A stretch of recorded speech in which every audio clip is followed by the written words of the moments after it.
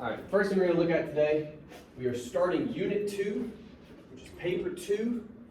Whole bunch of 2s in our lives right now. That didn't do what I wanted to.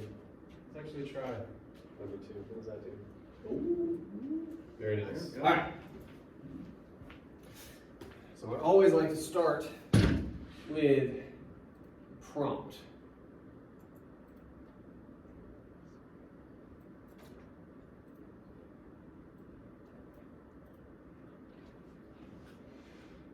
All right, as always, if you'd like to follow along within the privacy of your own screen, feel free. This is on CourseDen. Now, informative synthesis. Right from the jump, it's a little bit different from last time. Source text, you have several. First of all, you have Vonnegut, this guy, Slaughterhouse-Five. I mentioned this before. This book has been printed many times, so your copy may have a different cover, it may look a little different, but if it's Kurt Vonnegut, Slaughterhouse-Five, you have the correct book, okay? There's only one of these.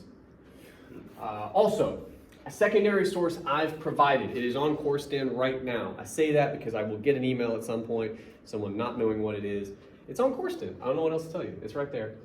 And 2 more that you will find later. Right now, we just got to read the book. That's what we're worried about right now. But the other texts will come.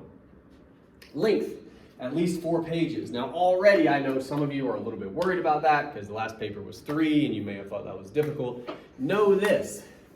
Again, we're going to be reading a novel. You're going to have an article I'm going to give you. You're going to find at least 2 other articles yourselves. That's 4 texts for 4 pages. Length, usually, is not a big concern for most students for this assignment because you got so much to work with, right? So 4 pages will happen. Don't sweat that too much. Yes, sir? Other pages, front and back? No. Okay. All right. Percentage of grade, 25%, just like last time. MLA is all that stuff. Due October 15th, so a little over a month. We got some time on this one. What the assignment is, we're going to practice this here in a couple minutes, but essentially, it's this. We will read these 4 texts, and they will have all kinds of things to say about different themes. One of them, which may have jumped out to you already, is war. This book seems to have some thoughts on it, right? The article I gave you absolutely has some thoughts on war. There's different themes as well we'll discuss later, but the point is, I want you to put these texts into conversation with one another, okay? Vonnegut might have an idea you notice. Jarvis, which is the article I gave you guys on CourseDen, she might agree with that idea, she might disagree, she might build upon it, you know what I'm saying? That's what a conversation between texts looks like.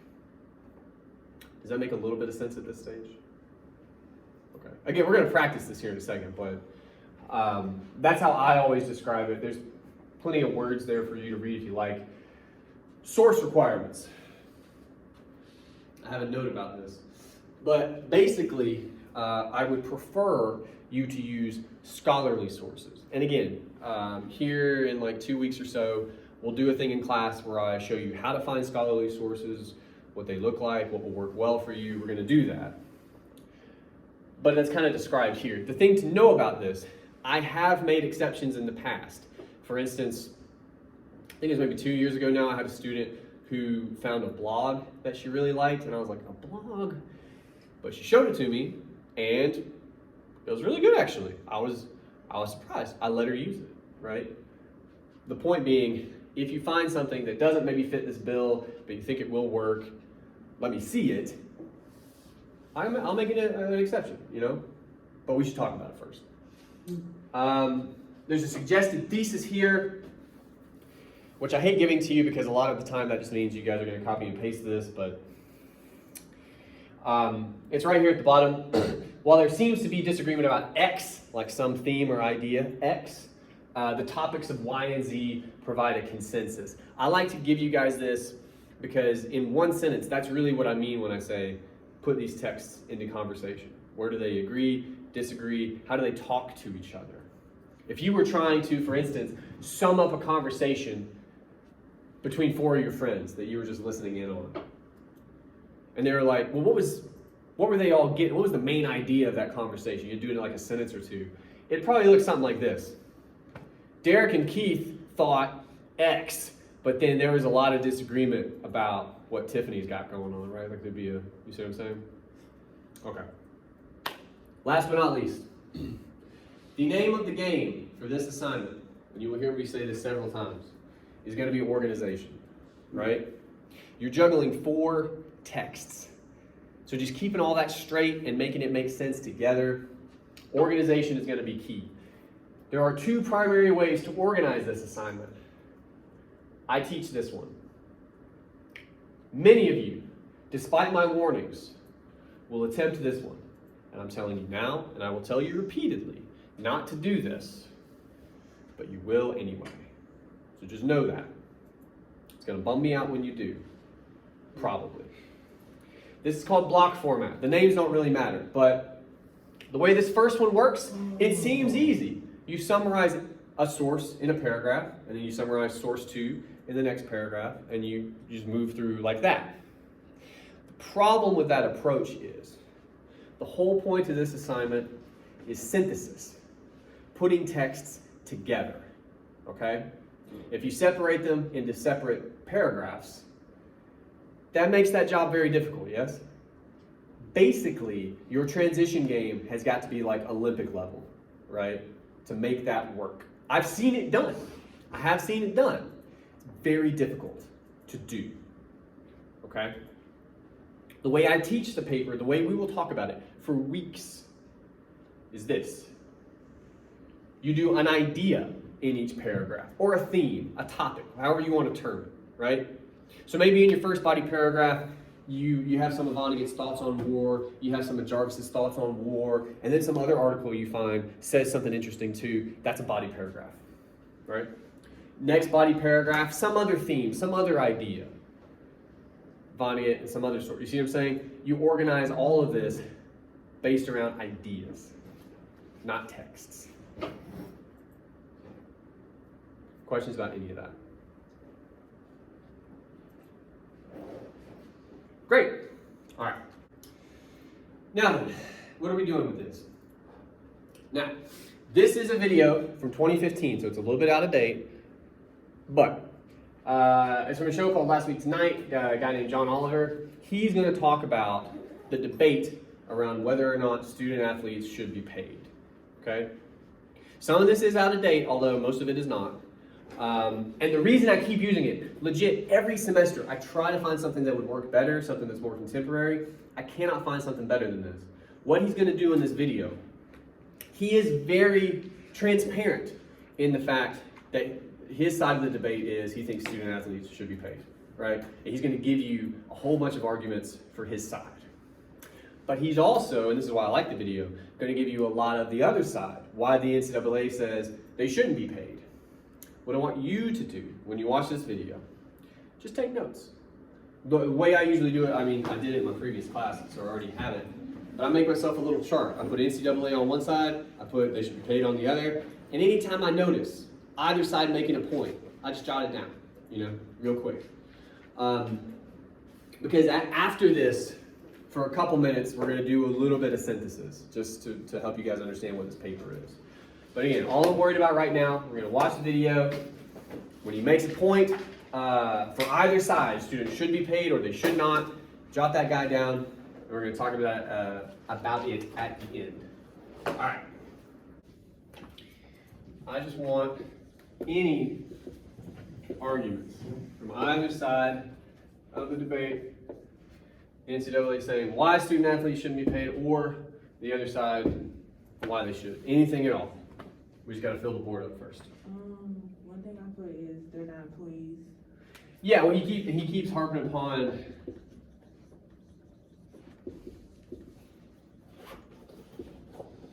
that part. They're student athletes. That'd be like paying you guys to come to class, right? Like, I'm sure you guys would be fine with that, but that's not what you do. That's not how it works, right? So he keeps saying because of this, we can't pay them, right? Good. Aaron, think you had a hand up? Yeah, my argument for paying them would be they work just as hard as most employees, if not harder, so. Yeah. Oh, how do we talk about that in the video? Well, We'll come back. Esme, did you have your hand up? I didn't, but, Oh, sorry. but I'll go anyways. I said because colleges have a lot of money already. Well, okay, so this side, we can do two at once. This side says, you know, they're not making profits, right? That's clearly a lie. Well, I mean, for the major schools anyway. This side kind of calls that into question. It was a running joke when I was at Alabama. Like, you legit couldn't turn a corner without they're renovating this building or building another one. Like, it was pretty wild. So yeah, cool. What else? Either side.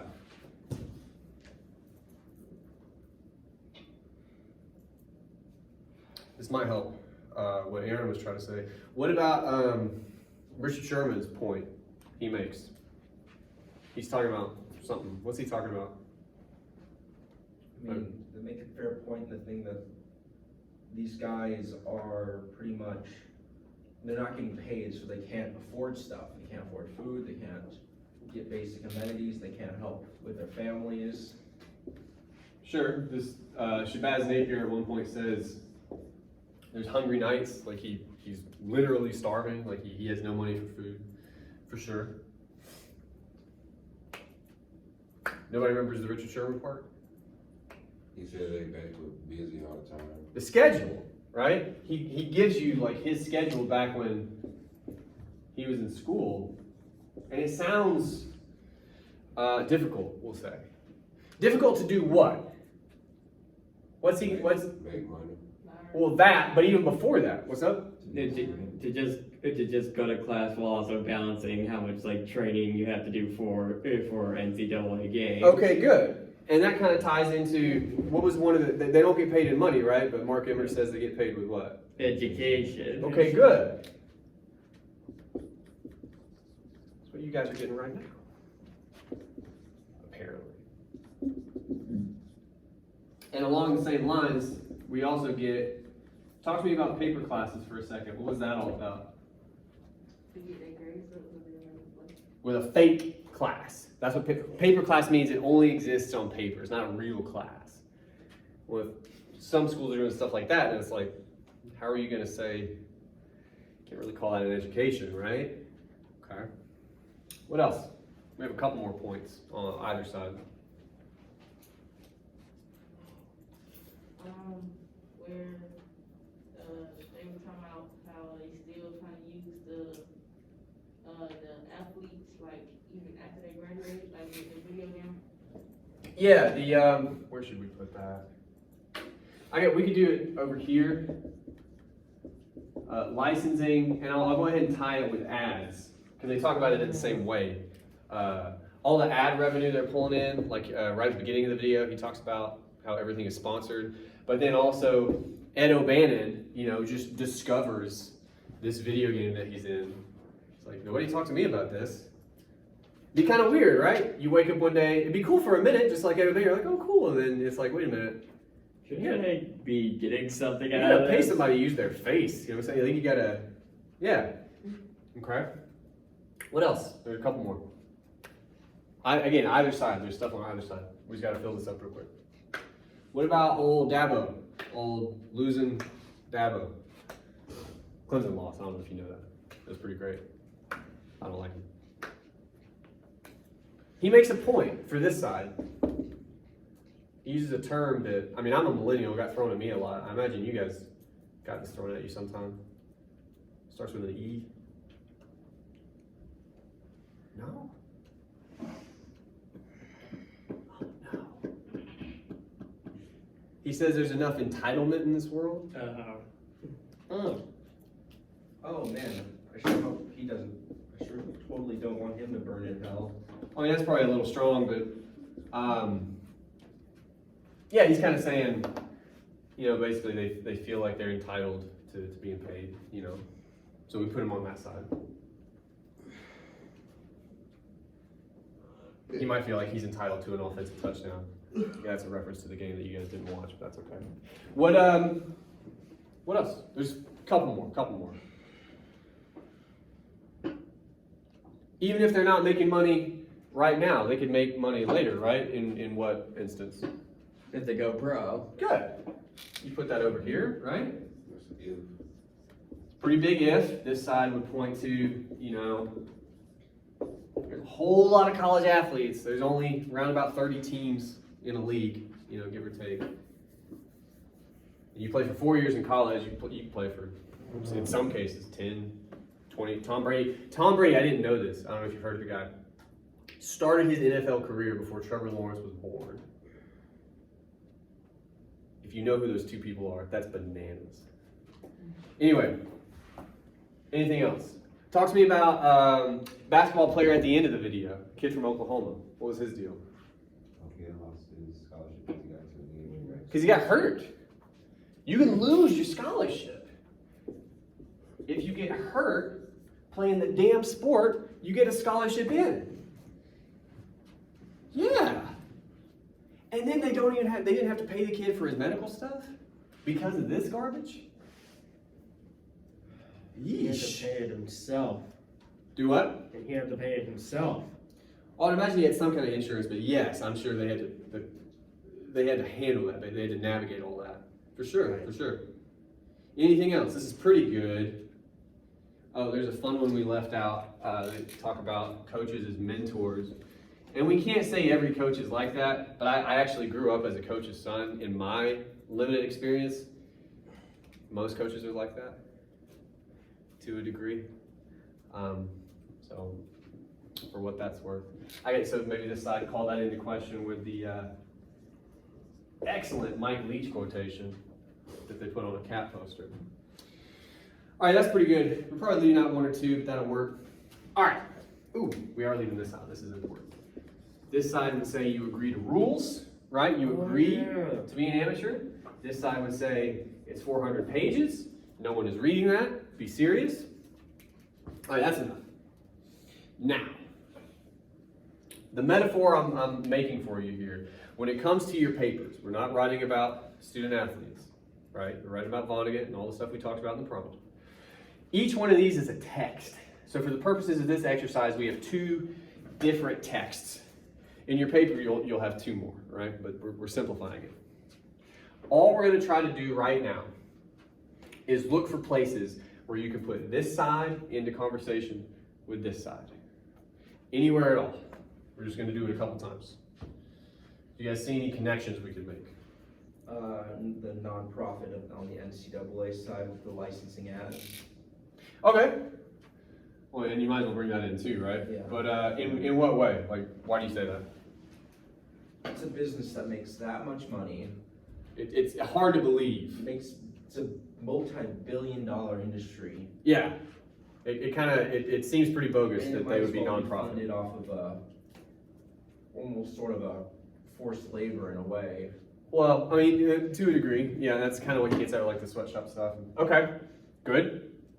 Now here's the trick. This is only the start. This probably wouldn't be enough to have like a full body paragraph. It's a start. Is there anywhere we can go from either one of these points? Questioning the nonprofit or this like licensing, ad revenue, that stuff. Can we go anywhere else? I can see a couple. We're talking about money. We're talking about not being able to pay these people. We got it, And go to the fact that how much they pay their coaches. Oh, yeah, we didn't put that up here.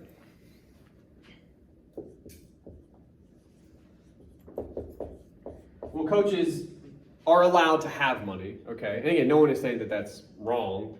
But again, it seems odd, especially if the conversation we're having is about being a nonprofit when like a school like Alabama pays. And again, this video is old. Nick Saban makes more money than that now. He has a new deal since that one. I forget how much it This is. problem hasn't had any fix, any courts.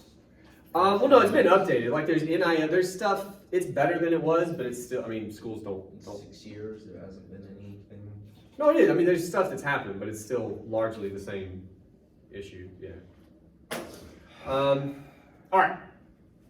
So that's pretty decent if we were to write a body paragraph, right? And again, all we've done, we moved from this idea to that one, super easy connection, but it also includes this one, okay? We're explaining how we get from one to the other, and then from there, we got to the coaches and how they can license themselves. They can be in ads. You know what I'm saying? Like, up until this year, college athletes couldn't be in ads. They can all of a sudden. But again, all that fed off of that one initial idea. That's how we're building body paragraphs, right? I want to try to do one more. Can we find any other connection from this side to this side? Education. Is that you, Janae? I don't know who said that. Oh, okay. Some of you are wearing masks. It makes it hard. All right. Where are we going from there? Schedules and education on the other side. For sure. Explain that connection for us. So like with the education that everyone thinks that they're getting, they're not really having enough time for it because they have to do meetings. With the Richard Sherman thing, it doesn't sound like you have a whole lot of time for reflection or absorption or learning. Okay, good. And what about the other one? There's one other way with the education, right? That they're just getting paper classes. The paper classes and all that nonsense. They put them in bullshit Swahili classes that like obviously don't exist, right? Good. Kind of calls this initial thing into question. Can we go anywhere else from any of these? From the education conversation or any other ways we might think about the scheduling stuff? Does that apply to any of these other ideas? I think from scheduling, we can go to human needs because of their schedule's tight. They don't have time to get a real job. I never heard Rich and Sherman mention, and then you go to your job because you have time for that, right? Like, yeah. And then you get guys like Shabazz Napier who just don't have any damn food, right? Yeah, for sure.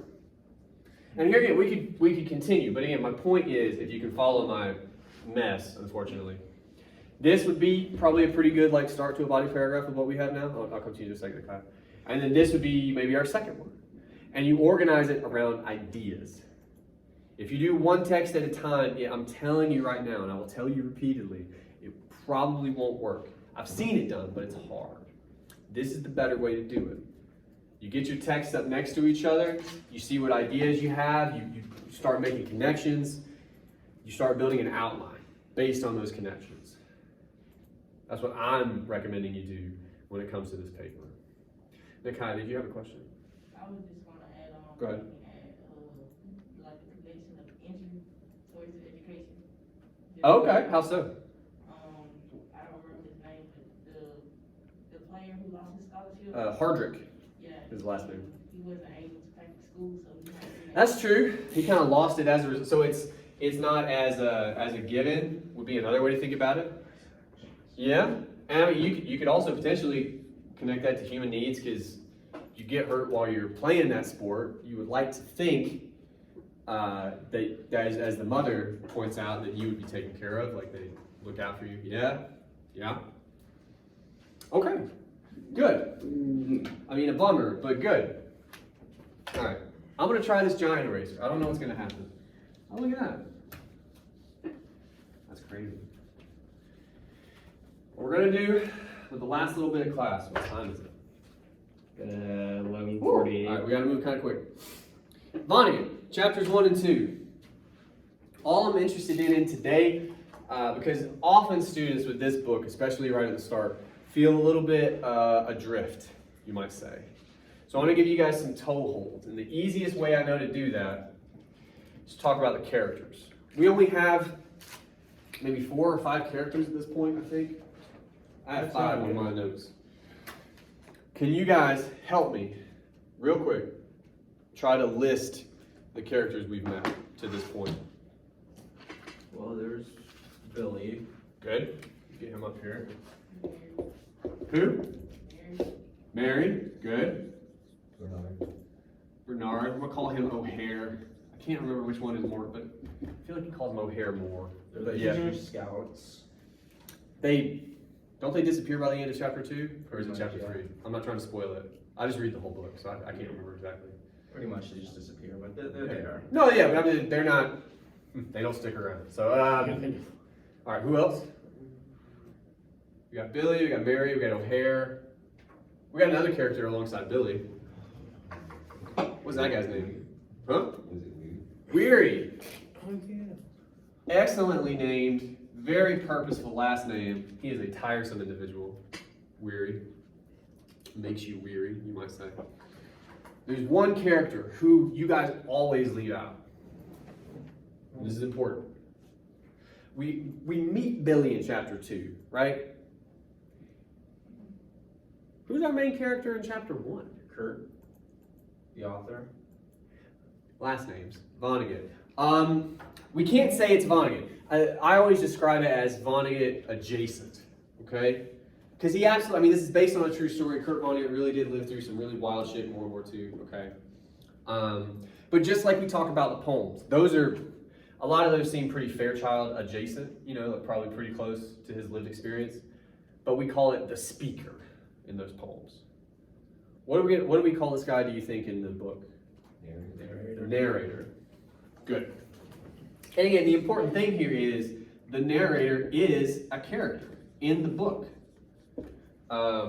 He fades into the background starting in chapter 2, but he'll come up. He'll remind you he's there, which is kind of fun. You'll see what I mean if you haven't already. All right. Now then, pick any character you want. I just want to try to briefly describe each one. Whoever you like. Let's do an easy one. How about O'Hare? What's his deal? We only know a couple things about him. He was the narrators. He was with them during Dresden. He's a war buddy, right? Why does the narrator want to talk to him? Because he needs help remembering. Okay, and what's the problem with O'Hare? He's not very helpful. Why is that?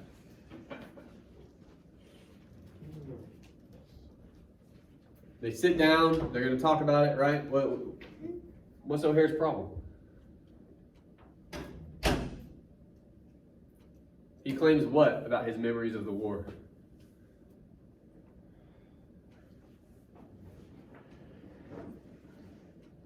It seems kind of similar to what you guys are experiencing right now, unfortunately. Doesn't remember. He doesn't remember.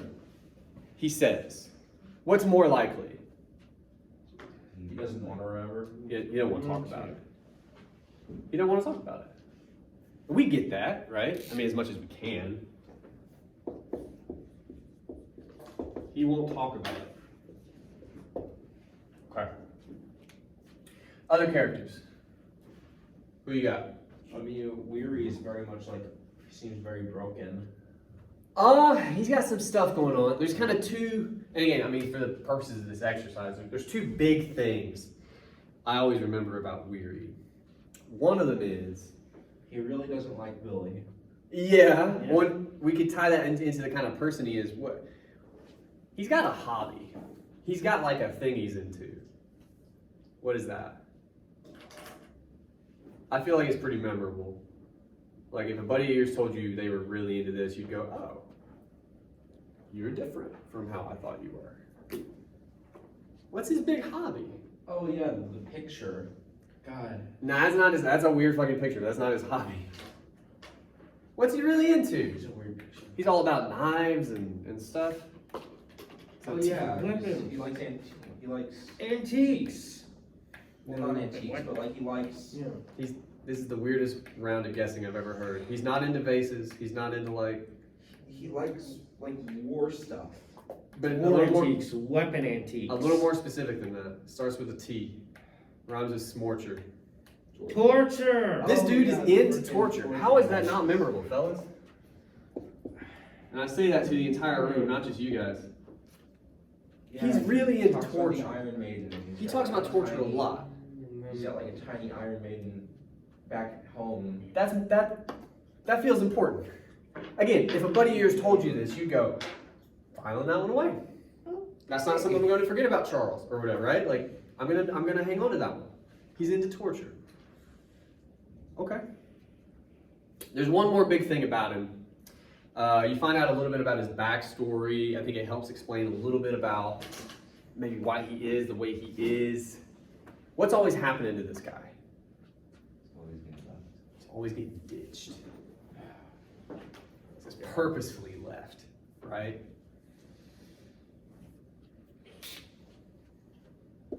Poor guy.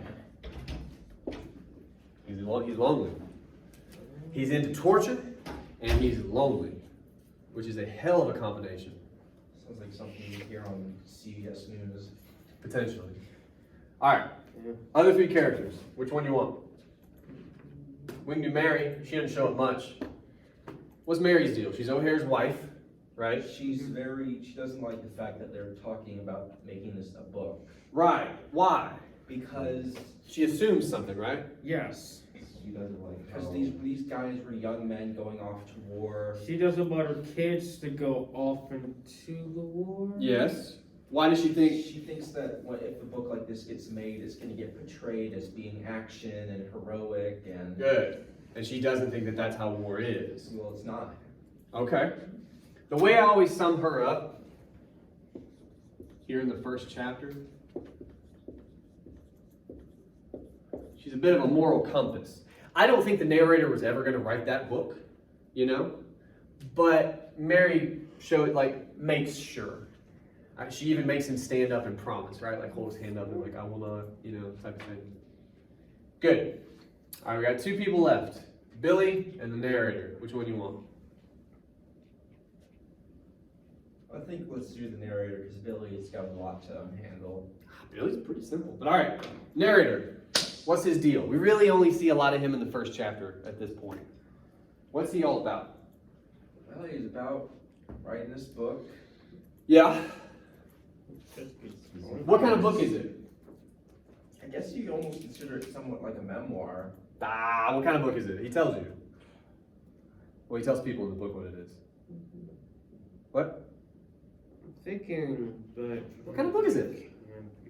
He tells a dude. Yeah, I think he tells a couple people. Well, I mean, he does say that like everything in this book did happen. I did change everyone's names, which is hilarious because then he goes and tells their real names. Anti-war He book. does say it's anti-war. Anti-war book. He's against war. He's writing a book. He tells the dude in the first chapter, yeah, I'm writing an anti-war book. Do you guys remember what this guy tells him back? His response? He says something like, Might as well write an anti-glacier book. yeah. Oh yeah, with the joke. It's always gonna be there. And he agrees with him. Yeah. So, Though, I mean, glaciers. we're doing our best to get rid of those. We're working on it. But they're still there for now. So the other way I think about it, I'm not saying he's completely realistic, okay? But I think he tries to be Idealistic. He tries to be realistic about all this, The other point I would make to you, the other interesting thing we learned about, I think, in chapter 1, he's been working on this book for a while. Yeah. For a long time. He says he's thrown out It's like 5,000 pages. a bunch of pages, like a ton of pages. I couldn't even imagine, right? What does that tell you? Like, why do you throw pages out? Why does Because you don't think they were good. Yeah. Because you didn't think you could make a book out of them. Well, that's one way to think of it. Why else do you throw pages out? What are you saying about those pages? You don't agree with them. Wrong, that they're not good enough. Well, again, you kind of said two things at once. They're not good enough, but they're wrong. That's different. You're saying they're not right. Like he wants to get it right. Yeah. You see what I mean? And it matters a lot to him. He's gonna go talk to O'Hare. He's throwing pages out. He's been working on it for decades. Like he wants to get it right. It's important to him for some reason. And I'm not saying we know maybe what that is yet, because we're not very far into the book. But that's his motivation. Whatever that means. He wants to get it right. That matters to him. Last but certainly not least, Billy, who is for all intents and purposes our main character in this book. The weird little man that he is. What kind of guy is Billy?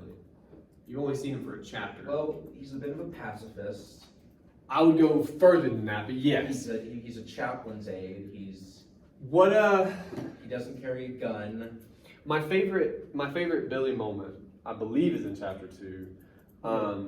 Real quick, they're behind enemy lines, World War II Germany. Who's chasing these guys? Who's hunting these people? It's never stated, so this should be easy. Who's hunting these guys? In the Germans. The enemy. You can get more specific than that. Who's hunting these guys? If somebody came to you right now like, hey man, some Germans are looking for you, you'd be like, do I know anybody in Germany? Like you wouldn't necessarily panic. Like the enemy soldiers. Who are the enemy soldiers in World War II? Nazis. Fucking Nazis. Oh, yeah. Again, if I came to you and said, hey, some Nazis are looking for you, you would have a different reaction. So they're in dire straits. They're in really dire straits. And at one point, again, I believe it's chapter 2, Billy leans against a tree and he wishes for something deeply. Does anybody remember what he wants something to happen to him in this moment? Well, he just talking about wanting to be left behind. Yeah. Well, it's right in that moment. He wishes he could turn into steam. He just wants to like float off and just not exist, just be done with all of it. So it's more than passive. I would say his passivity actually springs from his supreme apathy. He is the most apathetic character you could probably ever come across. Like truly apathetic, to the point where Weary even says, I had to like drag his ass here. Like he, take me, kick me, do whatever you want. Like he's just apathy incarnate, which seems important. The other thing we know about Billy, and we know this from the very first page of chapter 2, it says, listen, Billy Pilgrim has done what? What's Billy do that's weird throughout the book? He can unstick himself from time. Does he unstick himself? Or he can just become unstuck. Does he do it? I don't think he does it. I think it just kind of No. happens to him. No, I believe you gave us the direct quotation actually, right? He was unstruck in time. He's unstuck in time. That's not him doing it. Again, It happens. think about the kind of guy Billy is. And also importantly, we don't say he time travels. This is not a DeLorean. He does not have control. He is so apathetic. He so lacks control. He gets just pushed around in time. And we're just along for the ride with him. We'll go to the future. He's old, we go to his past when he's a kid. We zip all around. He's become so apathetic, he's become apathetic to the laws of reality themselves. Possibly. All right. So generally, those are our characters. These guys are going to pretty much disappear again, the narrator kind of crops up occasionally. They're going to disappear. We're going to follow these two into chapter 3. They're going to meet a few more people, some of whom will stick around, but yeah, for the most part, if you can track, I think, characters and their motivations, I think that may help some of you get like a toehold into not just what's going on, but why it's happening. I think that can help you navigate the book. Okay? All right. Can I erase this real quick? Sweet. We got one more thing to do, and we got maybe just enough time to do it. Oh, and I have to write it on the board here. So bear with me for 1 second.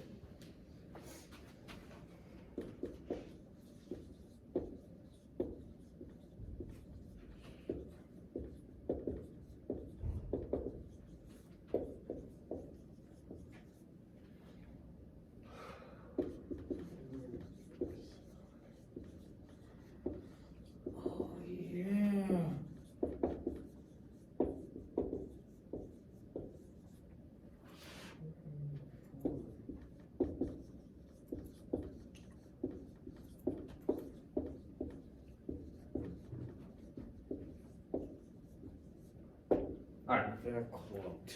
This is a quotation. It's from page 43, 44. In this book, if you, again, the size of the books actually will matter. The pages will be different if you have a smaller book. But this is my favorite quotation from chapter 2. The gun made a ripping sound like the opening of the zipper on the fly of God Almighty. I want to talk to you about quotations very briefly, because I almost guarantee most of you skated right past this one. Before we can have that conversation, a little bit of a review. Say I wanted to put this in a paper, this quotation. What do I need to do? What are some of the things I need? These are easy. Page number. All right, we need that parenthetical, right? It's gonna come right here. So it'd be Vonnegut, And then the author and then my page number of 43 through 4. Your period goes after the parenthetical. Okay. We need quotation marks. We need quotation marks. They're gonna be kind of hard to see, but they go right there. And you need some line leading up to it. We need context. Yeah. And you guys, Before, so then. you guys won't know what that is because I've just given this to you. Again, we're at the bottom of page 43. Here's our context. Weary, so we're talking about him, was as new to war as Billy. He was a replacement too. As a part of a gun crew, he had helped to fire one shot in anger from a 57 millimeter anti-tank gun. And then it says the gun made a ripping sound. So, what are we describing here? Like literally. The firing of the anti-tank rifle. Yeah. So our context is just, you know,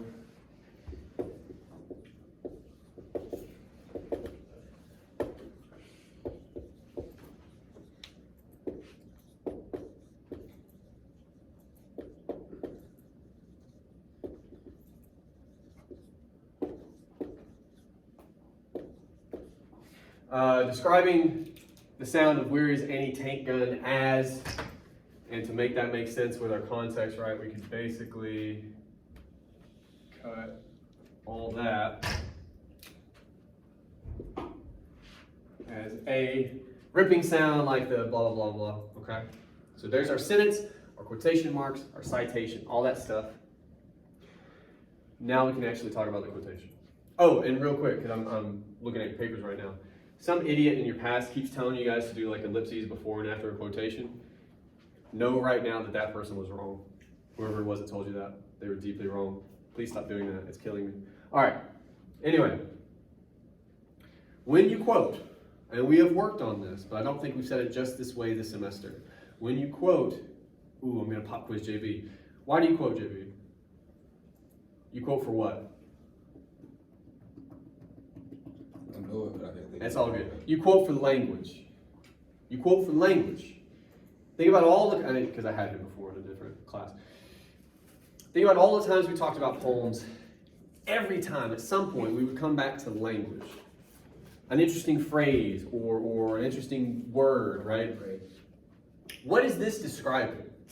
Like, we're going to get into the language of it, but what is this? The sound, like all that stuff. What are we saying about the gun? It's what? It's loud. That's it. Loud. That's all it says. He could have written, it was loud.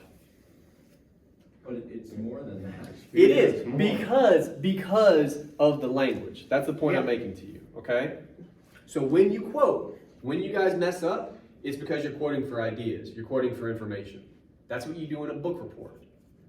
That's not what we're doing in this class, okay? You quote for language. Let's try. Here's our context. Here's our quotation. The ripping sound, like the opening of the zipper on the fly of God Almighty. Just to try to wade our way in, do you guys see any potentially interesting language in this quotation? Anything we might think more about? Why is God opening his fly? That's kind of weird. Well, before we get there, I just want to highlight for you, even here, we could just say the opening of the zipper on the fly of God, right? Like, God Almighty, even on its own, like, what's the deal with that, right? Kind of, What's the difference between God and God a Almighty? little bit like a hyperbole version of God. It's Well, in what way? Like, what are we emphasizing? it's just adding emphasis to God being like powerful. Good. This is all about power, right? God can be all kinds of things, but if you phrase it like that, you're talking about power here, right? Right. Okay. Now we take that and we consider whatever the hell this simile is, the opening of the zipper on the fly of God Almighty. And again, I'm promising you, most of you, I know, skated right past this. Because you read too quickly. What's going on here? Like literally, what are we... The tank gun as it fires makes a very loud Like a zipping sound. which is caused from the sound barrier Sure. around the Yeah. But it's a zipper on what? God. Well, specifically what? God's what? fly. His pants. Is God gonna, crazy. no, Now, hold on. No, it is, but it gets worse. is, Look, oh no. I'm not an artist, but some of you need help. An anti-tank gun is a giant cannon. It fires a giant shell, tries to penetrate a tank. It's big. It sits in like a bunker, like a nest sort of thing. There's your barrel. What are we talking about here? Somebody has to say it. If God is unzipping his pants, Is God pissing on the enemy? we're talking about God's penis, is what we're talking about. Yeah. God's all-powerful penis. And none of you saw that. I think we're all just a bit prudes. It's all good, but listen, here's my point in pointing this out to you, okay? Two things. One, again, when you quote, whenever you quote for language. Even if, you might not see all this at first blush, that's fine. This is kind of weird. This is definitely weird. It's worth writing down. You may or may not go back to it later, but it's worth writing down. Strange, right? Okay. But once you go back and look at it, you think about the context, what are we really saying? This is Weary's perspective, just to help you guys out a little bit because we have no time left, basically. Weary is thinking about when he was on the anti-tank gun, and he says it like this, In